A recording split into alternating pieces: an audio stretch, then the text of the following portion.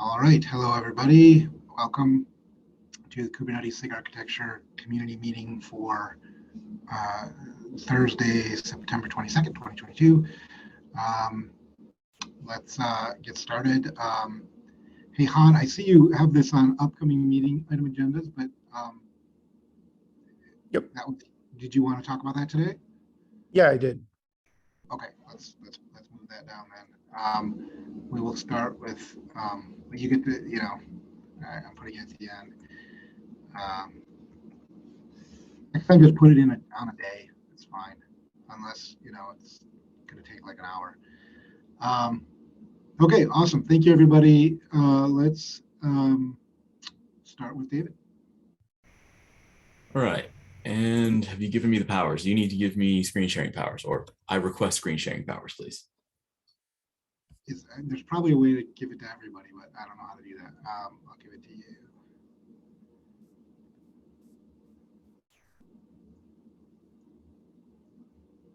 All right, I'm gonna stop you and start sharing mine. And make sure that's good. All right, you should be seeing two Data Studio pages. We have 2022 on the left and we have 2021 on the right. Is that what I am presenting? Yes. Excellent. So every year, for the past 3 years, we have sent out a survey trying to ask people who use Kubernetes how they make use of it, what problems they've had, and we've been refining as we go along. This year, we had fewer respondents than we had in previous years. We had less than 100 this year and more than 150 last year, so that is about what is that, a third less, but still enough to get some results from. The overall breakdown of the users is still very consistent. The vast majority are people who run Kubernetes for their job, and the majority of those run clusters, run a relatively modest number of clusters. So we did add one new question this year, and we should have thought to run it before, but the most interesting one we asked this year was, is Kubernetes more reliable than 1 year ago? Because the purpose of this survey is to figure out whether the effort that goes into PRR is valuable. If that effort is not valuable, then we need to find a different way to accomplish our goals. And this question had 75% of people saying yes, and that I took that as to be very, very good. We had a fair chunk, about 20%, saying that they weren't sure, or I'm going to take no answer as, and it was about the same as last year. And we only had 3% who said no, Kube is not more reliable. So I was very pleased by that result.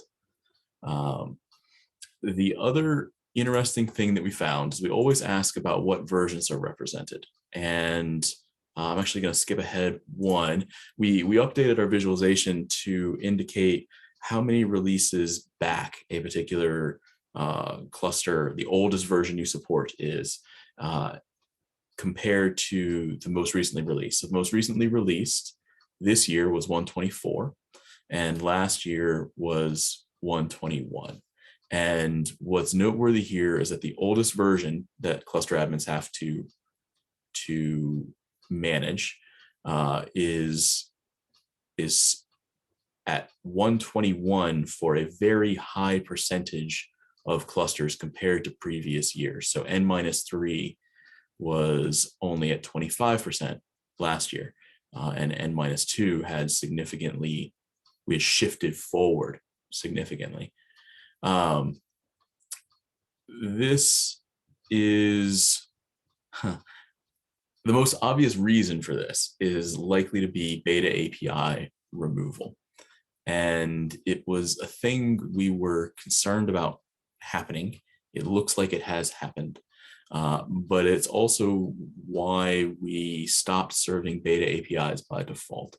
So what we're hoping is that moving forward, after after 125, there will not be a cliff where people have built up a large amount of integrations built on beta features that had taken a very, very long time to progress to GA and had been enabled in their clusters by default for the entire time.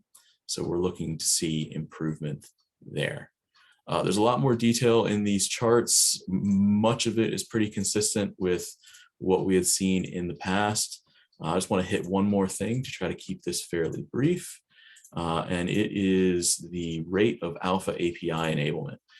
And this has been a concern, a minor concern, but a concern for a significant period of time. This was a concern in the very first survey we gave. The response rates were about the same in the second survey we gave, which is 2021 on the right. And here we are seeing a significant reduction in all categories for administrators that have turned on alpha features in production. And I think this is also good. I think it shows that our platform has developed to the point where you no longer need to enable alpha features in production in order to get the behavior that you need, that we have successfully graduated those at least to beta. So I am going to go ahead and pause here. There's a much more detailed deep dive in the PRR meeting recording if you're interested in it. And I'm happy to take questions if there are any now or offline in Slack. So David, could you, I believe we can share the links to these, at least read-only versions of these reports, maybe put them in the agenda if people want to browse them on their own time. Yes, I will. Okay. And then the other point I wanted to make is that I agree that likely a big chunk of that is related to the 122 removals, but it is also, I believe that because this goes out, I mean, it's over a period of time, but it's sort of the survey is done during Q2-ish timeframe. I believe 124 was it, had very recently come out when we did the survey, or came out while the survey was open even potentially. So there might also just be a little bit of lag. But I think that if you were to go back, it also, the N-2 is really low. So I think it still is also people stalling at 121. But just to sort of caveat on that statement. Okay. Awesome. Thank you, David. That's right. Great. Any other questions?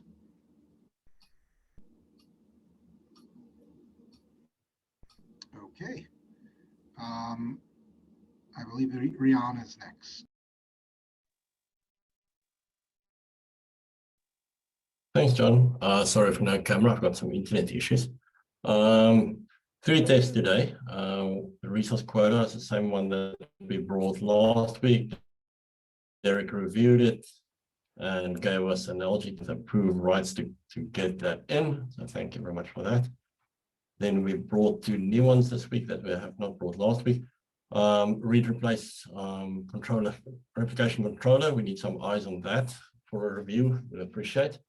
And then the last one is the limit range test that is being reviewed by SIG scheduling. I attended their meeting the previous hour. They're fairly happy that a second pass, we expect that one to go through shortly. Aldo from SIG scheduling is working on that. So 1 approve needed and 1 review needed. That would be great. Then rolling over to, we started looking at the finalized endpoint. There's 1 replace core. We would like to hear in the midst of the knowledgeable people in this meeting, any thoughts on it? Should it be tested? Is there any reasons why not? Anything that, because it's a bit of an odd endpoint that we think might not be visible by the user agent in the way it works, but we just started scratching on it.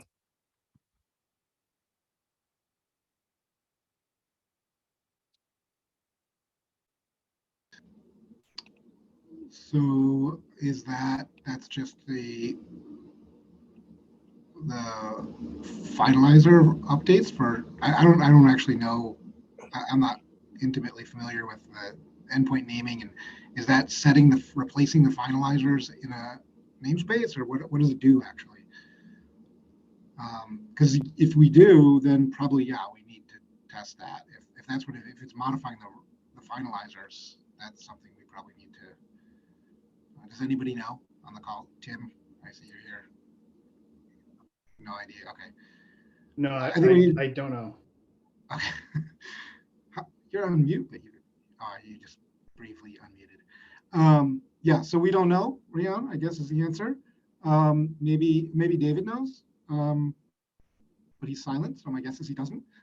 I was pulling a ref. Yeah, it's used for going through finalize. Now, what I don't remember is whether it actually controls the finalize or the delete. But I would expect it to have external that would modify the resource in an external way that you'd be able to follow. So you're saying you believe it is something that a client or a controller probably would use, and so we should test it and expect it to behave consistently across distributions of Kubernetes. Yes, I think we should.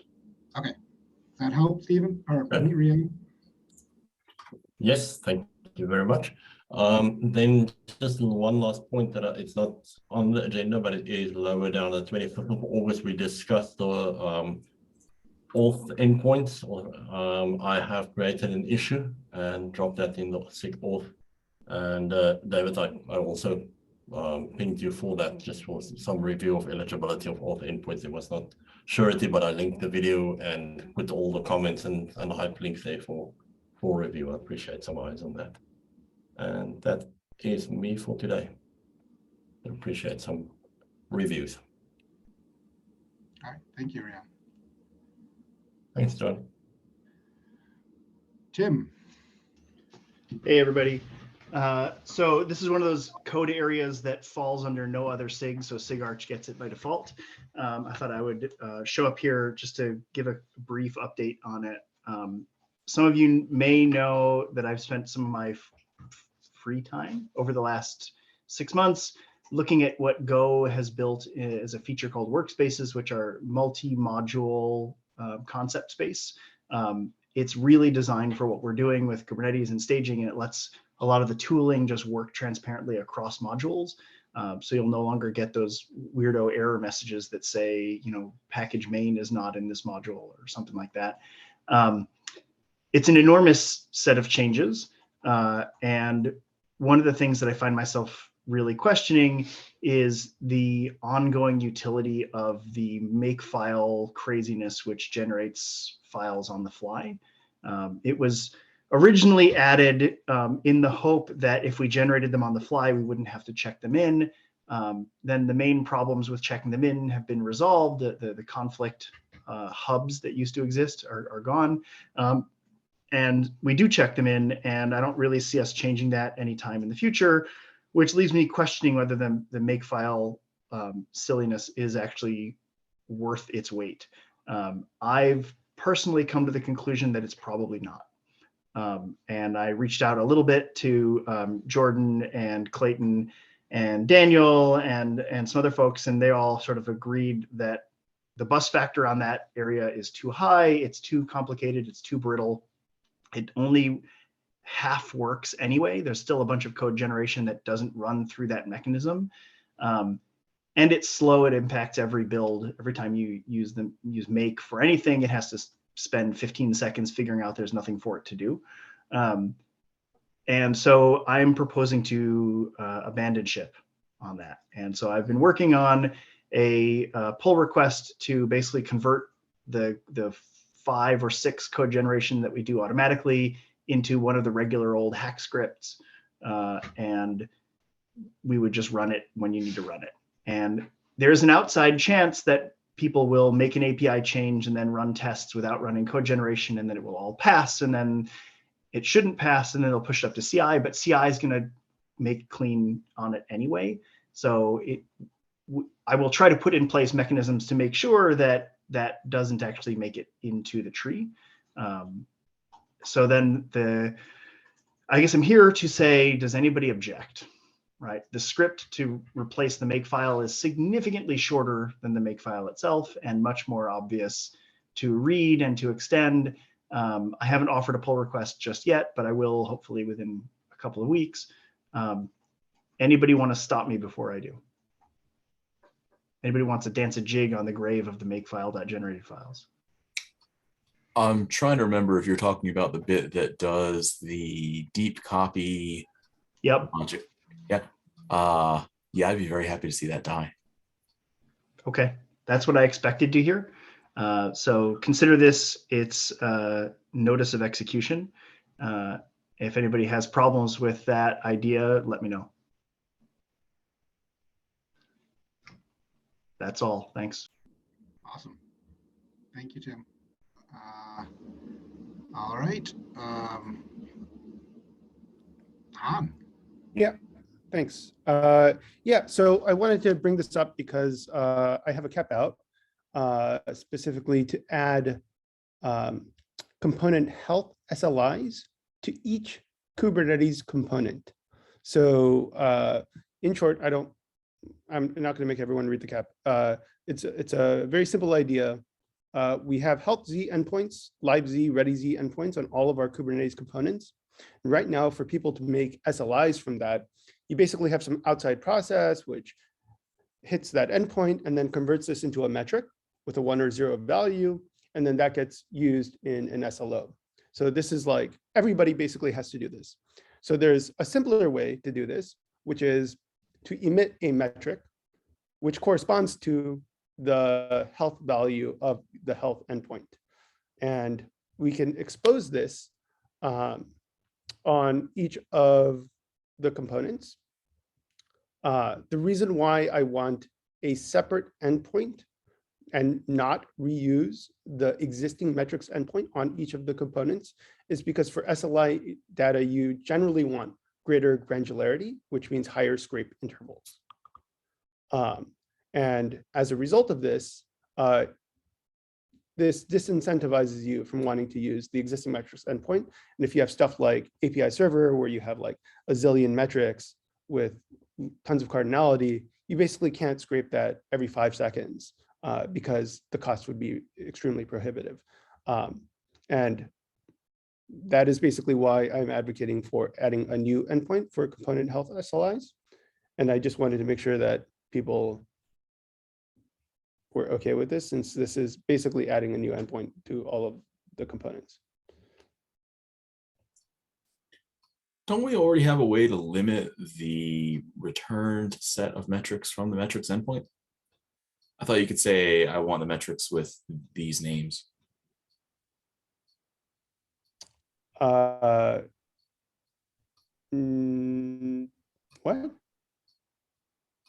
It might have been something that we built out in a branch or something like that. But I thought that we could hit the metrics endpoint and say, give us only these 6 metrics.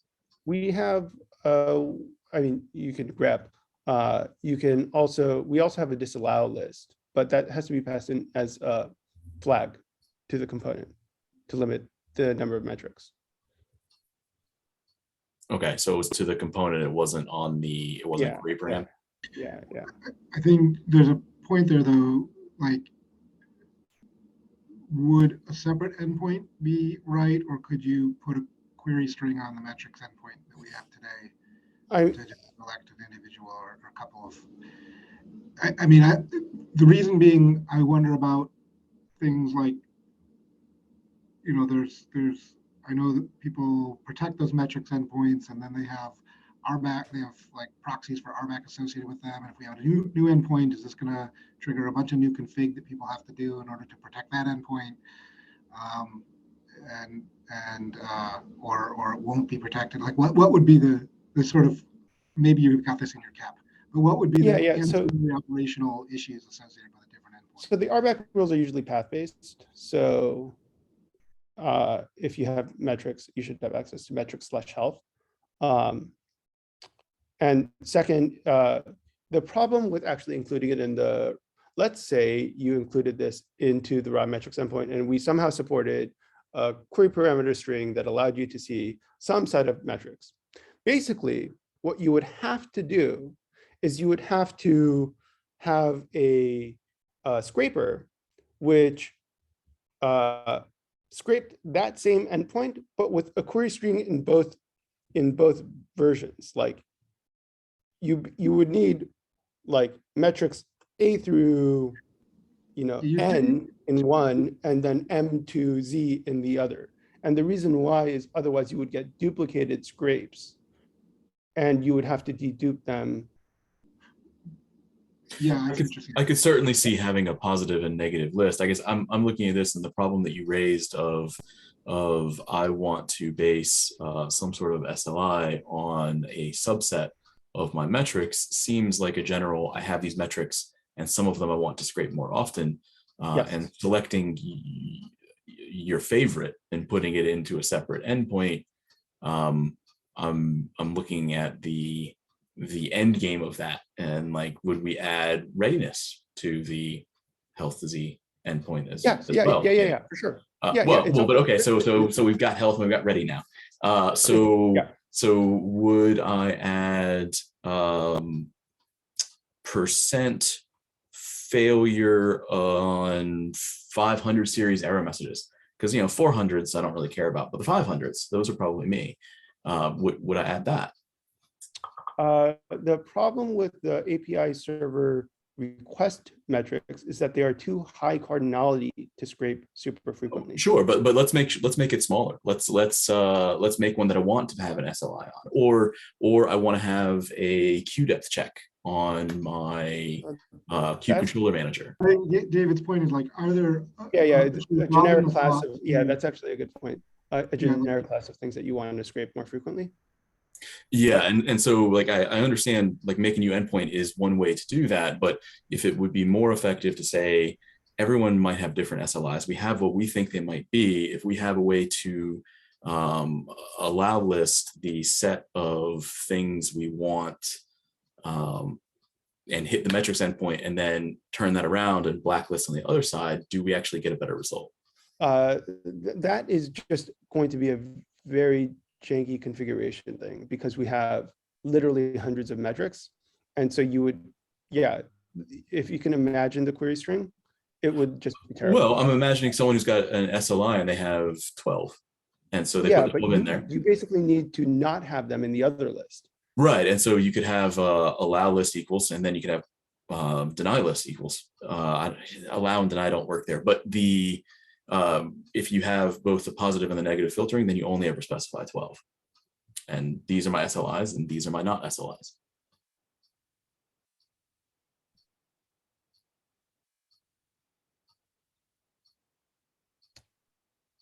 Why don't you think it through and propose some alternatives in the cap?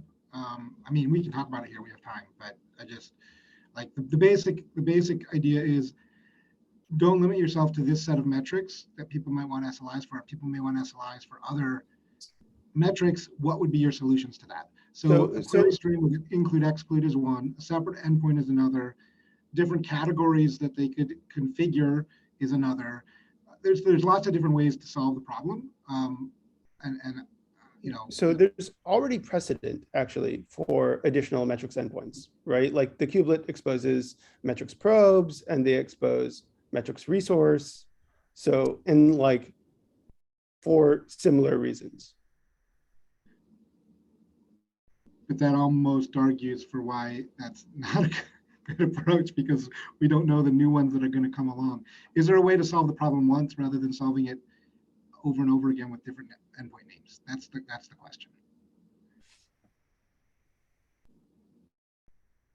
It seems a little bit hacky to add allow list features to the Prometheus endpoint. I mean, that might not be the right solution then, but my point is, I'm not sure why, first of all, but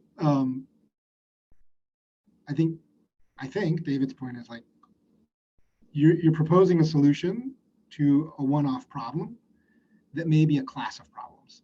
So can we propose a solution to the class of problems? That's the question. I would be okay with renaming the metrics endpoint to something like to something that was more generic, that would allow for like quicker scrape intervals. But partitioning the metrics makes more sense to me than having a weird configuration option that, like, because people don't have to scrape these metrics. Like they don't, right? They don't exist today.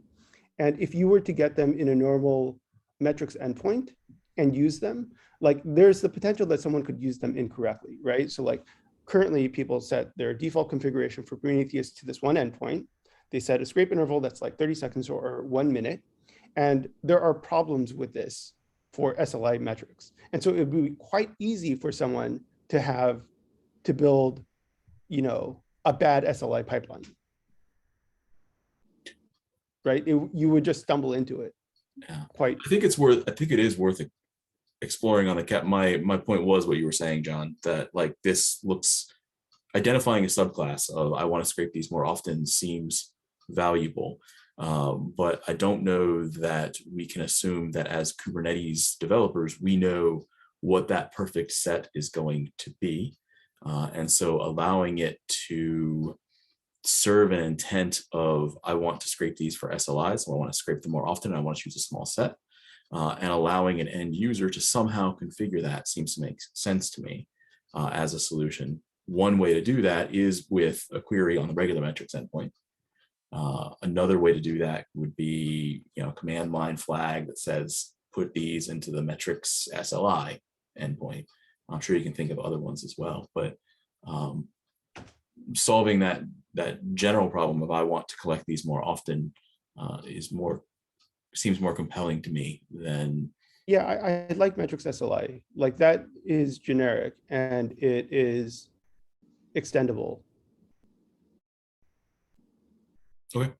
Yeah. Cool. Okay.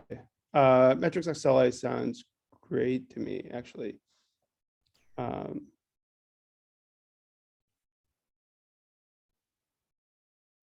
Are you guys okay with this? Or yeah, I am. I'm interested in how it gets configured. I do think that we want to have distributors or deployers have some level of control over what gets exposed there.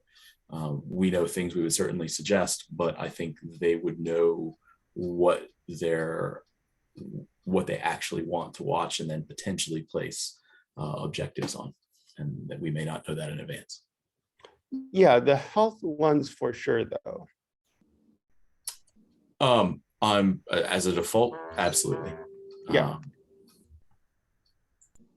So can you put a link to the cap in the agenda so anybody coming along and watching the recording or those of us here can find it easily? Yes. And then are there any other, I mean, you know, I think let's see what that looks like in the cap, and once you'll update it based on this conversation. Is there any other questions you have? There you go. It's in the meetings notes now, yeah. Thank you.